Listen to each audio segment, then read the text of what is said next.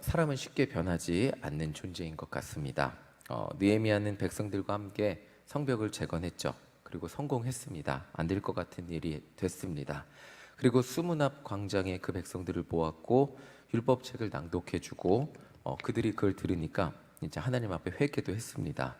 하나님 앞에 하나님의 백성으로 온전히 살 것을 결단도 했습니다. 백성들의 마음이 뜨거워진 순간, 언제나 말씀드리지만 뜨거워진 순간에는 뭐든지 할 수 있을 것 같습니다.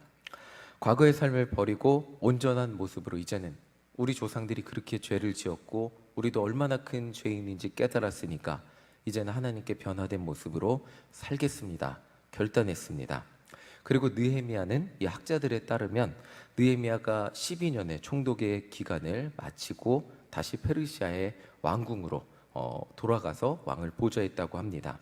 그리고 예루살렘에 다시 돌아왔을 때 아마 2년 후 정도 됐을 거라고 하는데 분노하지 않을 수 없었습니다. 그러니까 12년 다스리고 2년의 공백이 있었던 거예요. 그리고 2년 후에 돌아와서 예루살렘 성전의 모습을 보니까 깜짝 놀랄 수밖에 없고, 이 깜짝 놀람이 분노가 되고 당혹함이 되고, 이게 참 사람을 상실하게 만드는 일이었는데 4절과 5절을 우리 다시 한번 읽어보겠습니다. 4절 5절 함께 읽겠습니다. 시작. 이전에 우리 하나님의 전을 맡은 제사장 엘리야십이 도비야와 연락이 있었으므로 도비야를 위하여 한 큰 방을 만들었으니 그 방은 원래 소재물과 유향과 그릇과 또 레위 사람들과 노래하는 자들과 문지기들에게 11조로 주는 곡물과 새 포도주와 기름과 또 제사장들에게 주는 거제물을 두는 곳이라. 느헤미야는 자신이 자리를 비우면서 이 예루살렘의 지도자들한테 모든 것을 맡기고 제사장에게도 맡겼죠. 이제 이렇게 알아서 잘 할 것을 맡기고 페르시아의 왕궁으로 돌아갔는데, 그리고 돌아왔을 때 제사장 엘리야십이 한 일에 대해서 놀라지 않을 수가 없었습니다. 놀랄 수밖에 없었죠. 아니, 분노하지 않을 수가 없었습니다. 제사장 엘리야십이 아무 자격도 없는 도비야, 이 도비야가 암몬 사람입니다. 그러니까 이방인이죠. 이방인을 위해서 성전 안에 큰 방 하나의 공간을 주었기 때문입니다. 그 방은 특정한 사람을 위해 할당되었던 방이 아니고요, 성전의 운영을 위해서 소재물과 거제물들을 두는 곳, 저장하는 곳이었습니다. 그런데 제사장 엘리야십은 자신의 권한으로 유대인도 아니고 성전을 관리하는 레위 족속도 아니고 이방인 암몬 사람 도비야를 위해서 그 방을 주었던 것입니다. 이 학자들에 따르면 도비야가 이 방을 원했던 이유는 이 성전에 예루살렘의 장사를 위해서 그 방을 원했다고 합니다. 느헤미야는 이 모습을 보면서 분노하지 않을 수가 없죠. 2년 만에 자신이 12년 동안 그렇게 이스라엘 백성들과 함께 영적 재건을 꿈꾸며 노력하고 살아왔는데 2년 만에 이런 일이 다시 일어나니까 분노하지 않을 수가 없었습니다.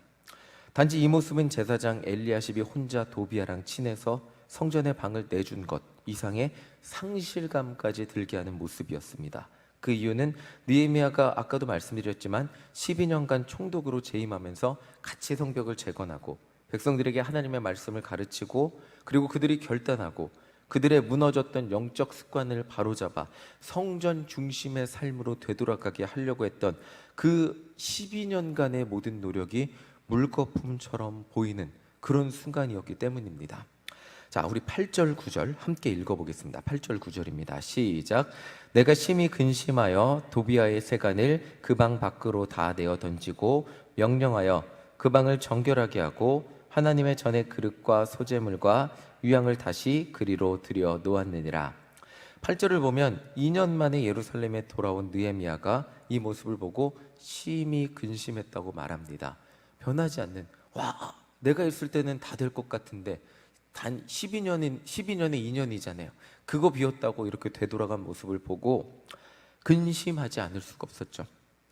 그러나 느헤미야의 조치에서 우리는 한 가지 희망을 발견하게 됩니다. 느헤미야라는 지도자는 백성의 이런 모습을 보고 포기하지 않았습니다. 느헤미야는 12년간 백성들과 함께하고 영적 부흥을 이끌었던 사람이었습니다. 단지 2년을 자리 비웠을 뿐인데 이런 모습이 나타나면 허탈해질 수밖에 없습니다. 그리고 느헤미야의 그 개인을 위해서라면 사실 느헤미야가 이런 허탈함이 들면 지도자가 이런 마음이 들 수 있습니다. 이 느헤미야 개인은 그냥 예루살렘보다 훨씬 페르시아의 왕궁에서 살면 훨씬 더 편안하고 개인의 부귀영화를 누리며 살 수 있습니다. 말 안 듣는 예루살렘의 백성들을 위해서 굳이 내가 이렇게 힘들게 헌신하지 않고 페르시아의 왕궁으로 가서 왕을 모시면서 나는 혼자 편안하게 살면 이런 힘든 마음 들지 않고 살아도 될 텐데, 분명히 이런 마음이 들 수 있는데, 느헤미야는 하나님께 받은 자신의 사명인 예루살렘의 재건, 즉 성벽만 재건하는 것이 아니라 하나님의 백성을 온전한 하나님의 백성으로 만드는 일을 포기하지 않았습니다.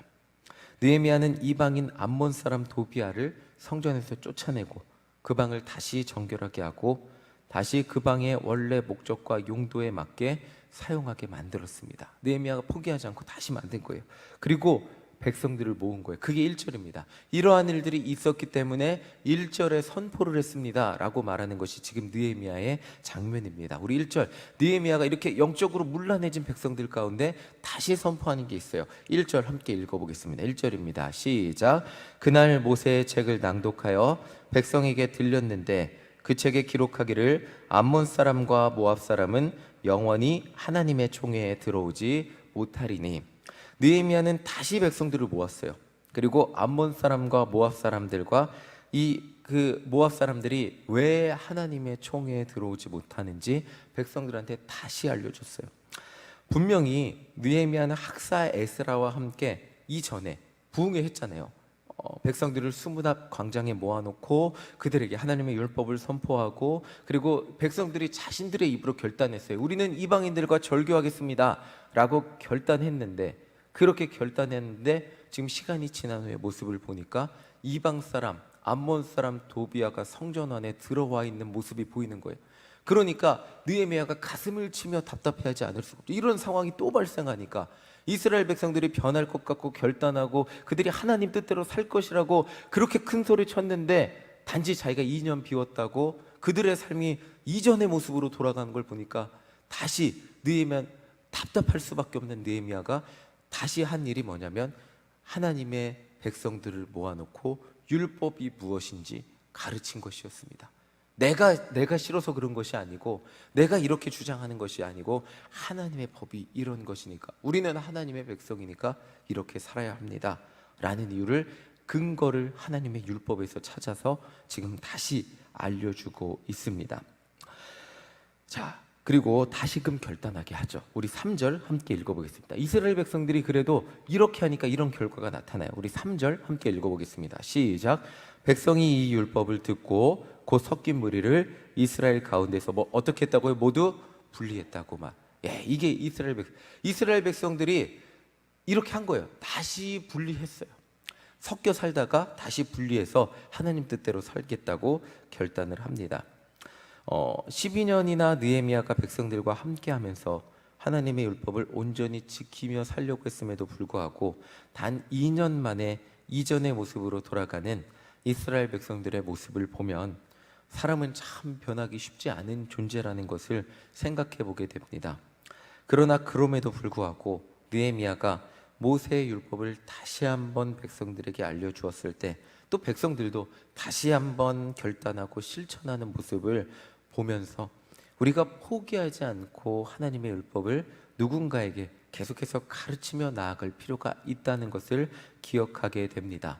여전히 인간은 연약하고 여전히 인간은 무너지고 여전히 인간은 넘어지지만, 우리가 그것을 나의 마음 안에 있는 분노와 화를 풀어내며 너는 왜 변하지 않냐, 왜 그렇게밖에 살아가지 못하냐, 이것이 아니라 그럼에도 불구하고 포기하지 않고 하나님의 뜻은 이것이야, 하나님의 사랑은 이런 것이야, 예수님의 십자가 능력은 이런 것이야 라고 가르칠 때 결국 그 영혼은 변화될 것을 기억하게 됩니다. 성지 순례를 가보니까 알겠더라고요. 이스라엘은, 특히 이 예루살렘은 팔레스타인 사람들이 섞여 사는데, 저는 칼같이 유대인 구역은 유대인만 살고 팔레스타인 구역은 팔레스타인만 살 줄 알았는데, 나사렛을 가니까 나사렛은 90%의 인구가 팔레스타인 사람들이에요. 팔레스타인, 그러니까 이스라엘 국민이에요, 그 사람들도. 근데 팔레스타인 민족인 거죠. 그렇게 살더라고요. 칼로 딱 잘라서 팔레스타인 사람은 저쪽에 몰아놓고 살게 할 줄 알았는데 아니더라고요. 자, 이 당시 이스라엘과 예루살렘의 상황도 비슷했어요.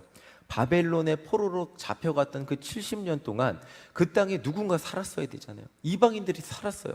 그리고 그 이스라엘 사람 유대인들이 섞여 살면 안 되는, 어울려서는 안 되는 이방인들이 이미 그 땅에 존재하며 살았고, 유대인들이 포로에서 돌아왔을 때, 그 땅에 정착했을 때 이미 그 땅에 정착하면 어떻게 됐냐면 옆집이 이방인이고요, 앞집이 이방인이고, 그들과 상거래하는 사람들이 이방인이고, 그러니까 구역이 분리돼 갖고 이방인들 저 멀리 살아 갖고 살았던 사람들이 아니에요. 우리 옆집, 앞집, 뒷집이 다 이방인들. 지금 오늘날 우리가 그리스도인들과 예수 믿지 않는 사람들과 섞여 살았듯이 이 당시 사람들도 그렇게 섞여서 살았어요. 그러니까 그러니까 이방인들과 결혼하는 일들이 일어나고 뭐 이런 문제들이 섞여 살면서 일어났던 거예요. 자, 그들과 상거래도, 먹고 살기 위해선 그들과 상거래도 해야 됐고요. 그리고 그들과 이웃이 되어서 그들의 도움도 받아야 됐고요. 그들과 함께 살았어야 돼요. 실제 삶에서 느헤미야의 조치, 그들이 결단해, 그들이 막 부흥해 와서 이제는 우리는 이방인들과 절교하겠습니다라고 했는데, 삶에서 돌아가니까 옆집이, 앞집이, 뒷집이 함께 어울려 사는 사람들이 이방인이 돼요. 그리고 우리 아들이 어떤 예쁜 여자를 데리고 온대요. 보니까 이방인 여자인 거예요. 이런 모습들이 이들의 삶 안에 계속해서 일어났던 거예요.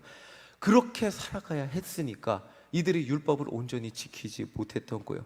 그런데 그럼에도 불구하고 하나님의 백성으로서 그들이 여전히 결단하고 포기하지 않아야 하는 하나님의 법이 있었다는 거예요. 그들이 뭐냐면 그들의 자녀들이 이방인의 자녀들과 혼인하지 않는 것이고요, 그리고 그들을 여호와의 총회로 들어오게 하지 않는 것이었습니다. 섞여 살면서 그들의 종교적 관습에 영향을 받지 않고 온전한 하나님의 백성으로 살아가기 위해 결단하고, 그들의 그 종교적인 순수함, 하나님의 거룩하심을 물려받아, 거룩이 무엇이냐면 다른 사람들과 분리됨을 의미하잖아요.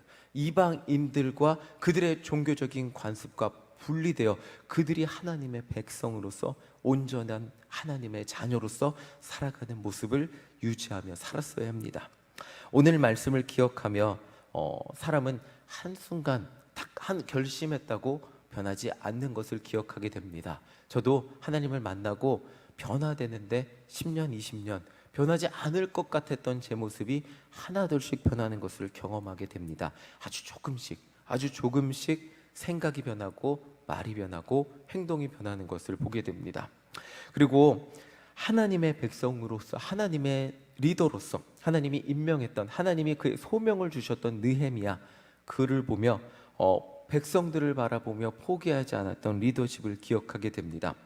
오늘도 느헤미야의 마음을 기억하며 여전히 다른 누군가를 탓하기 전에 여전히 변하지 않는 나를 기억해 보시기 바랍니다. 그리고 여전히 변하지 않는 우리 가족, 하나님의 백성인데 왜 변하지 않을까? 내가 이렇게 기도하는데 왜 변하지 않을까? 하나님의 법을 그렇게 가르쳤는데 여전히 자신의 삶을 고수하고 여전히 자신의 삶으로 돌아가는 우리의 가족, 그리고 여전히 변하지 않는 우리의 속도원, 또 누군가, 우리 주변의 수많은 사람들, 왜 저렇게 계속 여전히 자신의 삶의 모습을 고수하며 살아갈까? 라고 생각이 드는, 안타까운 마음이 드는 누군가가 있다면 포기하지 않고 기도하며, 그들에게 우리도 포기하지 않고 그들을 위해 기도해주고 하나님의 법을 가르치는 우리 모두가 되시기를 간절히 소망합니다.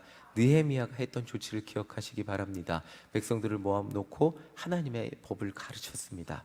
하나님의 법이 우리의 마음이 아니라 하나님의 법이, 하나님의 말씀이 그들을 변화시킬 줄 믿습니다.